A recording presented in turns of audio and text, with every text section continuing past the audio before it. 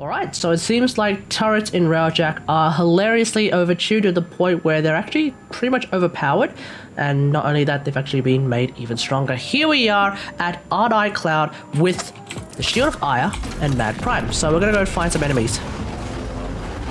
For some reason they haven't spawned. Here they are. Prepare to engage. Alrighty. Just like that. We're using some good old-fashioned Zeki Apox just to keep things nice and fresh, nice and simple. Zeki Apox, of course, sporting a really high base crit chance, which makes him really, really powerful, especially with some of the avionics that exist for RAILJACK, especially the Turret Avionics. So obviously, with this kind of build here, I am a little bit slower on the piloting. This is a pure gunnery build, which we'll have a look at in a second. But as you can see here, when I'm hitting these enemies, they are in fact taking in a lot of damage. Like so. So, let's see if we can find a cruise ship.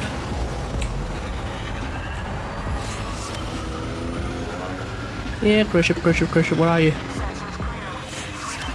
we go. Unwelcome visitors inbound.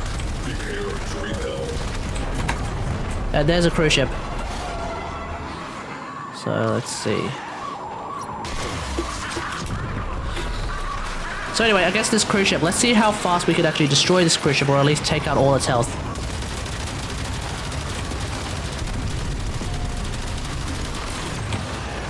Pretty bloody quickly, if you ask me.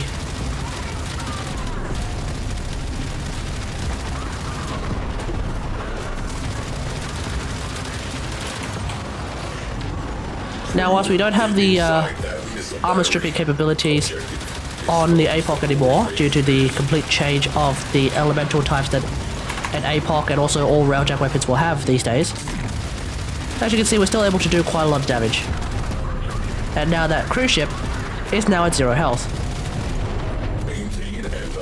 So that is essentially what's going on here. Things like APOCs are in fact really, really strong. Of course, you can't really destroy a cruise ship like this anyway, though, so naturally this is not the way you want to be taking out a cruise ship at any given point in time. Now, of course we have access to some other things. Namely things like Fiery Phoenix, which gives out even more damage. Things like a crew. And if I set them both to gunners now, can do. Suddenly we're going to start seeing fighter ships that actually are just being destroyed without us even hitting them. Enemy fighters have been scrambled. Observe. They're pretty much getting destroyed by themselves. Have a close turbine strengthening enemy craft. Get on board. We also have a cruise ship right over there, and that cruise ship has lost all of its health. Has broken. Fighters Same as that one. off. Yeah, I think we can safely say that turret play is pretty broken. Pretty broken right now. You dare get all of your health back? Well, it's gone now. And that's basically the idea. So, let's have a look at the build that we are using when it comes to turret gameplay. So here is the build that we would be using if we were trying to go for absolute pure gunnery play. The main thing, of course, is Onslaught Matrix as our aura, giving us some extra damage while we have 100% hull. The other things as well is we're using Crimson Fugue, which is of course a new avionic. This allows us to do even more damage with our turrets if we happen to kill a bunch of enemies. The maximum right now is basically a ×5 multiplier on this 27.5%, which comes out to around about 130-ish% damage. So that is of course really, really strong. We're also looking at Hyperstrike as well, because when you pair these two together, you're basically getting even more damage for your turrets, as of course very, very good. We also get even more damage as well if we happen to have all our shields, or most of our shields at least. So having 30% turret damage is also going to be very helpful with Hyperstrike and something like that.